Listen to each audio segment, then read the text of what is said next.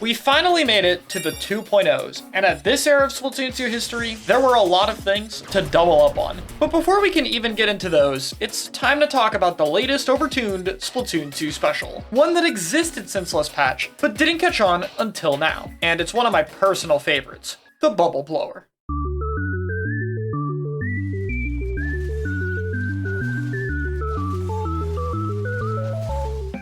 This special had a few changes compared to now, but the biggest one is that the bubbles from Bubble Blower were just huge back then, especially given the first few ones didn't have a size penalty. And since 1.4, it was really hard for enemies to shred them. Even traditional abilities that are good into HP specials like Object Shredder did little to help this problem, since the user's team would always do more damage than you did. In addition to that, bubbles took much more damage in order to be susceptible to bursting, lingered way longer, making them nearly impossible to ignore, and most specials were actually quite bad at dealing with them at this time, meaning there were extremely few counters. That said, while Tent and eventually Heavy Deco were decent, only one weapon took full advantage of them, and that's Forge Splattershot Pro.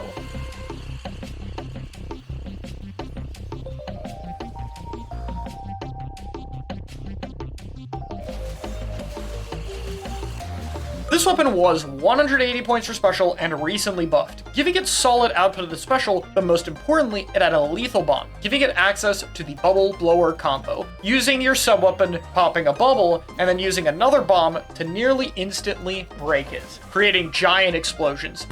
This was nearly unstoppable, in addition to all the other use cases Bubble had, from stalling, shielding, painting, and major sources of damage. Pro was not an exceptional main at the time, but remember, neither was anything else really, other than Brella, which did give it some trouble, but couldn't really do a whole lot since the bubbles could easily go through the shield. There were two other options that were decent against Forge itself though, those being the mid-range AoE weapons of Range Blaster and Sloshing Machine. Range Blaster, while 190p and way nerfed from Splatoon 1, still had a cheaper and very powerful Inkstorm, while also being able to hit around Brella's shield, and dual Forge. Though to be fair, it wasn't exactly better than Machine, which I've already covered before and gets a much more powerful Stingray, but both of them were still popular at this time. To round out this new team comp of Forge, Ranger, Machine, plus Brella, Zap 85 was also very popular. It painted a lot, could do decent bubble damage, and got a very fast armor, which helped a lot against other AoE options, especially for Brella, which became exceptionally hard to kill, as well as did something to help Stingray, I guess a little bit at least.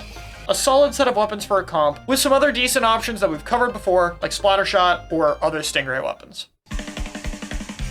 Now, patch 2.1 didn't really change much. It was mostly focused on some stage reworks and adding the mode of Clam Blitz. No.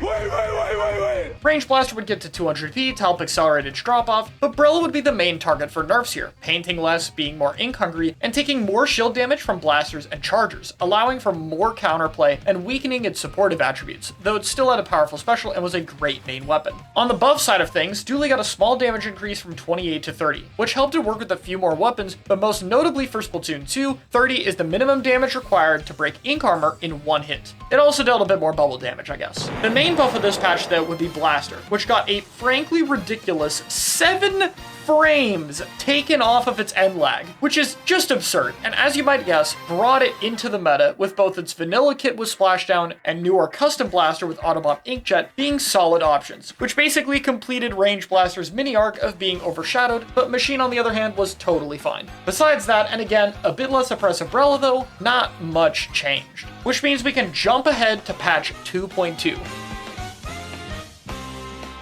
There's a few cool buffs here. Dynamo gets a lot of its power restored, even if it's still far behind. Flings of Vertical gets more powerful and starts to paint better, but requires a bit more expensive specials. Inkbrush gets a 66% faster strafing speed when flicking. Bamboo and Swiffer get faster midair charge speeds.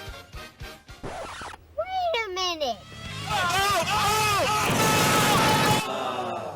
And GooTuber can start killing at 71% of a charge, still never making the weapon relevant once, which is just so funny. Heavy Splatling also got a major damage increase from 28 to 32, especially helping with its bubble and dealing with armor, which would make Heavy more common past this point. All Doolies also got a larger hitbox at this time, with Dooley also getting 4 frames faster at using subs or specials after a roll, making especially regular Doolies and Dooley Swatchers very solid weapons by now. There were a few nerfs here, with Suction Splat and Curling all getting smaller radiuses, and Curling having 15 more frames before you can could recover your ink tank, being an overall nerf to Bomb's power level that was well warranted. Oh, and by the way, I guess Curling Rush also lasted a bit longer, and Dually Squelcher's Intent both got a bit cheaper specials. Finally, for the nerfs this patch though, was Bubble Blower, which now made it much easier to pop bubbles when they were shrunk down. In addition to that, both Forge and Endzap were made 20 points more expensive, which made them much less spammable, ending Forge's brief time in the sun and reducing Armor's usage rate for the time being, which drastically helped Vanilla Blaster after its recent buffs. That said, there's still one more big change in this patch. Slosher can now swim 4 frames faster after shooting, being another major end lag decrease, and paint under itself way better, joining Blaster as our second very strong new main weapon that would primarily get picked for its Bucket Deco kit with Sprinkler and Baller.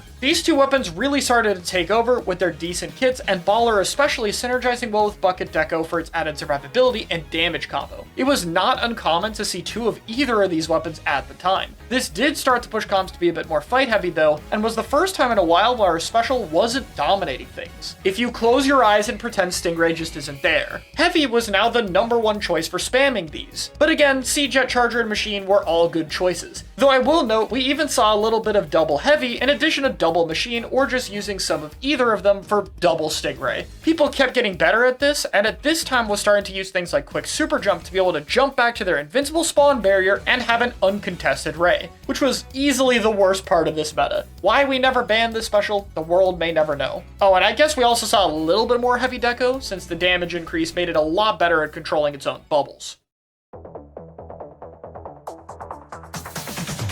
We can now speed through patch 2.3. This patch was almost exclusively focused on buffs that didn't really change the meta at all. The only nerf was plus 10 points for special to Bucket Deco, which was immediately offset by slightly better baller handling, which Inkjet also got, by the way. Other notable buffs this patch included finally being able to swim with 10 missiles, 52-inch Jet Squelcher getting better accuracy, H-Ray getting better paint, and finally not having to deal with jump RNG. Like, I can't tell you guys how bad this was. The 3 shots could all go in completely different directions. It was basically useless outside of painting. Though we wouldn't see H3 more until later, Carbon Horizontal got a whopping 35% more range, which still left it at less than a line of range, by the way, still being pathetic, and Dually Squelcher got a 20% better standard fire accuracy, and on the sub-weapon side of things, beacons now showed where people were on the map, which was a neat addition to the sub. Again though, with basically no nerfs, the top of the game didn't really change very much, which finally brings us to the end of the 2.0s. This set of patches definitely continued to push main weapon power, and the stage adjustments and Clam Blitz were really nice additions to the game, as well as fixing up a few special weapons. However, Stingray was still extremely oppressive, and there was still a lack of strong kits at the time, which was a problem Splatoon 2 has in general, but was still a bigger issue now. With more weapons being added to the game, as well as the upcoming 3.0s, this would start to be a major turning point for the series, putting us into the very start of Splatoon 2's golden age, which we'll have to talk about more next time. Thanks for watching.